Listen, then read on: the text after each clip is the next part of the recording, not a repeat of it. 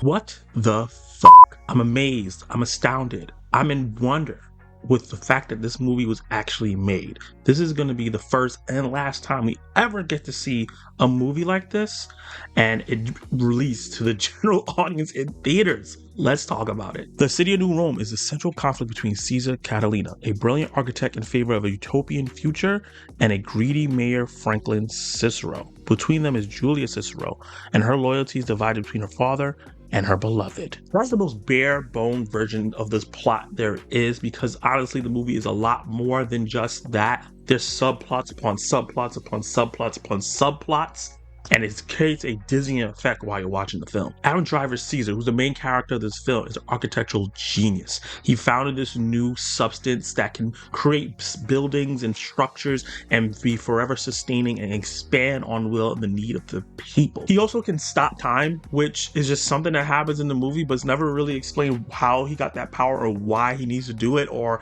it's utilized in any really important way, but he can do it and it looks cool sometimes. One thing that's weird in this film, it feels like a lot of the characters are in different films as they're acting. So personally, I feel like Adam Driver is in a very serious art house film where he's talking about philosophy and quoting Shakespeare and taking himself very, very seriously. He feels like he's going to save the world. Egomatic, very flawed, but someone that looks down on people who he feels like not on his level, but really cares about humanity, but feels like he can't stoop to their level in order to like save them. That's the type of character he's playing, which I think Adam Driver is completely born to do. But the way his character is and the tone of the rest of the film don't quite fit. And then there's Giancarlo Esposito. He's playing like he's in a crime thriller film that's trying to stop the crime in the city, and that's the kind of flow and ebb all his scenes have. He makes these grand statements, he's talking about political maneuvering and things like that, and he's an arch rival of Caesar in this film, and they feel like they're not talking about the same thing most of the time, and his character understands where Caesar is coming from, but scared that in the process of creating a utopia, he's going to kill and destroy and hurt the people that lives in the city now.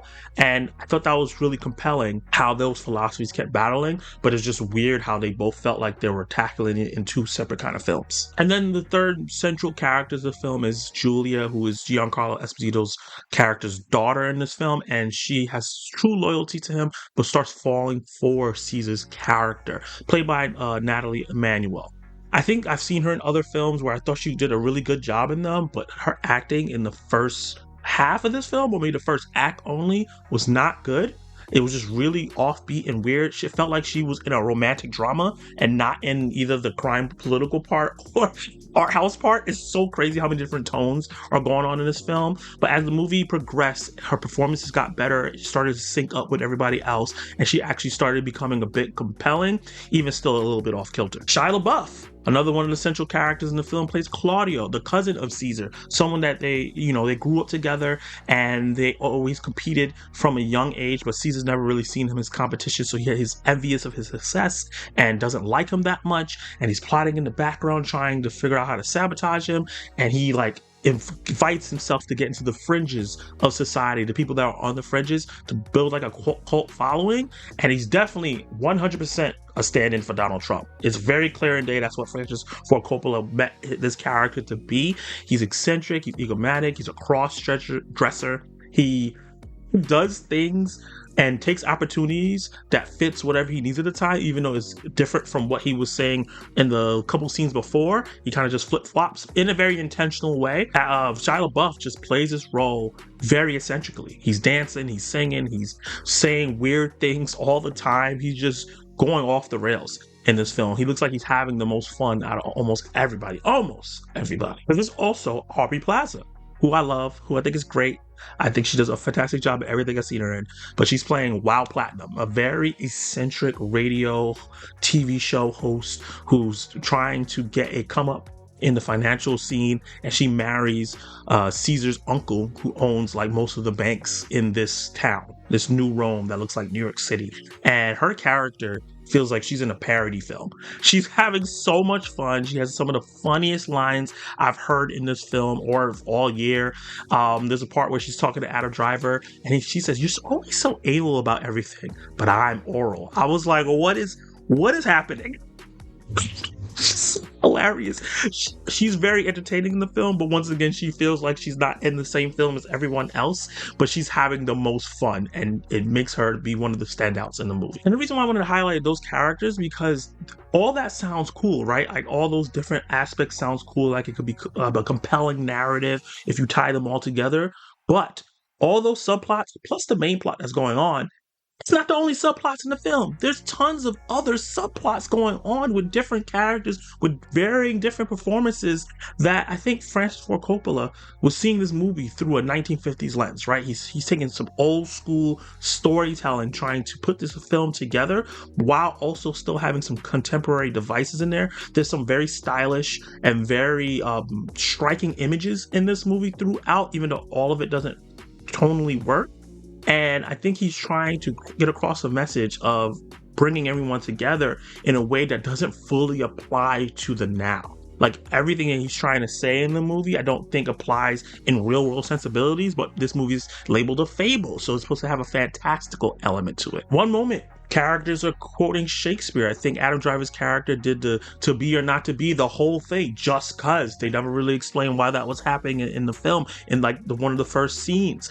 The movie sometimes goes from that to the people talking regular, like just regular speak all the time, and then some people speak in a different way. It felt like New Rome was supposed to have every single culture inside of it at one time, but they never really explained if this was alternate reality or if this was in like far in the future of the reality we're in.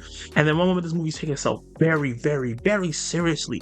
Very serious sci-fi drama. The next thing, it goes off the wall and becomes a comedy in a way that I think was intentional, sometimes unintentional. And you know, when you watch a movie and you get comfortable, you get locked into the type of tone and world that the movie is going for, and you're along for the ride. This film, I don't feel like I personally ever felt comfortable, because it was all over the place. So chaotic, so many different types of imagery coming on the screen, so many weird transitions, unnecessary narration from Lawrence Fishburne, who was like Morpheus in a car, and it just was just a lot of movie in one movie. There was so many things going on in this film at one time. It's not hard to follow.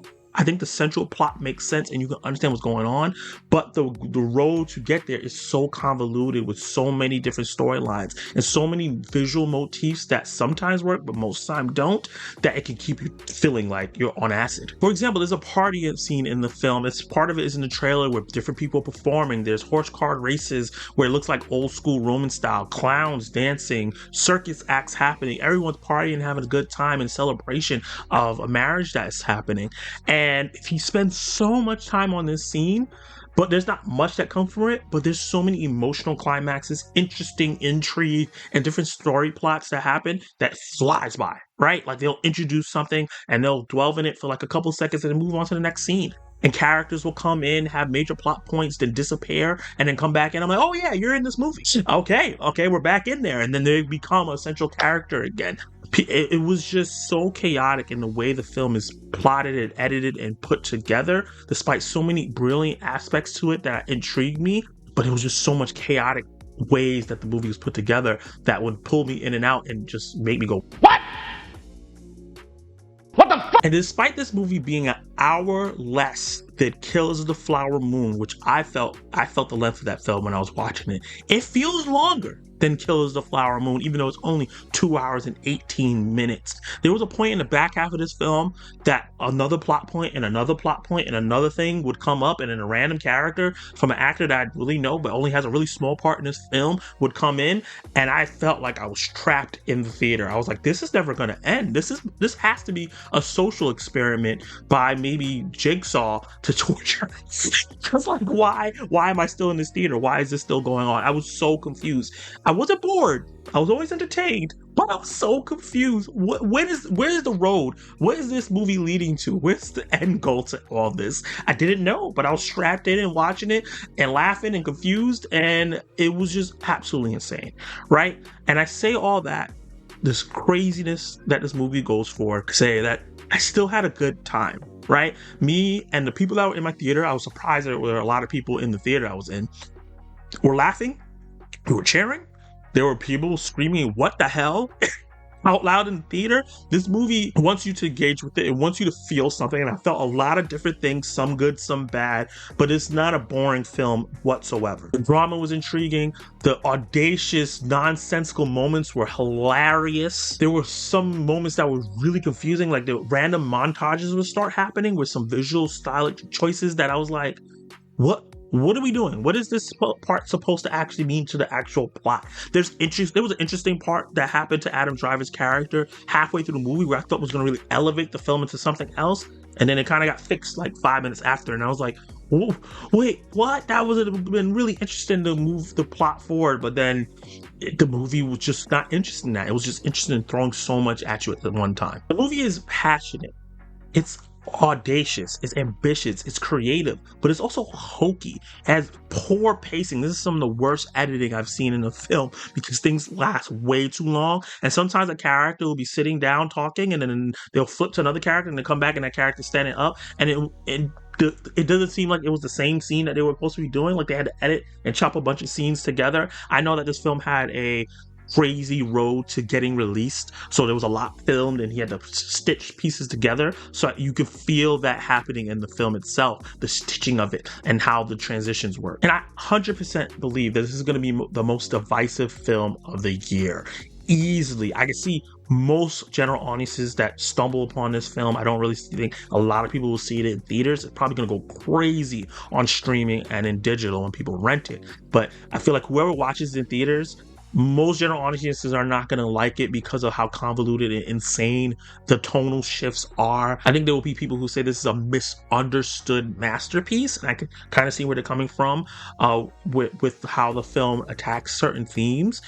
For me personally, I appreciate and love that this film exists, right? Like, it's not one of the best films of the year to me. It's not one of the worst films of the year at all. I see some people saying that, and I don't think that as well. But I'm happy that someone was able to put some unadulterated passion in the film, not take the cookie cutter route. There's a lot of films these days that takes what was come before and uses it and then apply their creative to it. Like everything is either elevated horror or elevated drama or something about trauma and things like that. This film is like none other. And it's hard for me to say that. Even some of my favorite films, you can go back and say, well, this film is like this, and this film is similar to this. And you can see the inspirations from this and this. This film, I don't know where the inspiration was. It had to be just his drunk, acid-filled fever dream of consciousness that he just put on the page because he wrote, directed, and produced the film and put it in cinemas. Stop it. Get some help. The movie tackles the theme of the conversation to start. How do we get to a utopia? How do we get to a place where everyone can get along and we can use science to help everyone? And I think that was what Francis Ford Coppola was focused on. I just think that he put so much into this film. Every single thing that he could think of for multiple films, he threw into one film. It's like throwing spaghetti at a wall, but there's no wall, there's no real foundation to anything. It kind of goes over that and doesn't let it get fleshed out. Like there is a murder mystery, conspiracy, political intrigue. There is like a virgin who's not a virgin. There's a sex tape, deep fake. There's incest. There's so much in this movie that happens, and some of it has nothing to do with the main plot. Some of it does, and it's just a lot. But I will say it is the most fun I've had in the theater. I cannot recommend this film to general audiences in general, or really anyone. I don't know who this movie was for other than Francis Ford Coppola, but I think if you're someone that's a cinephile, someone that feels like they love movies, I think this is a cinematic event that you want to be a part of. I saw that in theaters. This was absolutely insane, and you may enjoy it, you may not, but I think one thing you won't be bored. So it's hard for me to rate this film. Actually not going to rate it because I'm still processing all the things I saw. I only saw it a day ago. So I'm going to say, if you are a person that likes ambitious, different, very creative films, and also you like films that are so bad they're good, go run out and check this out. Especially if you're a cinephile and you love cinema and love the history of cinema. This is something that I feel like in 10 years I can see people reevaluating and saying it's a masterpiece. So you want to be one somebody that was there to watch it when it first came out, to really talk about how the dialogue on this movie changed over the years. If you're someone that likes a cohesive narrative, tones that are cohesive, and something that has a little bit more pristine and things like that, because some of the visuals are not great, some of the green screen is not great, there's some performances in here that are very, very lacking, avoid this movie at all cost. So the question of the day is, what is a movie that you know is hard to watch or difficult to understand or is so bad it's good that you enjoy anyway? Drop all your comments down below and let me know. And you can watch more of my content.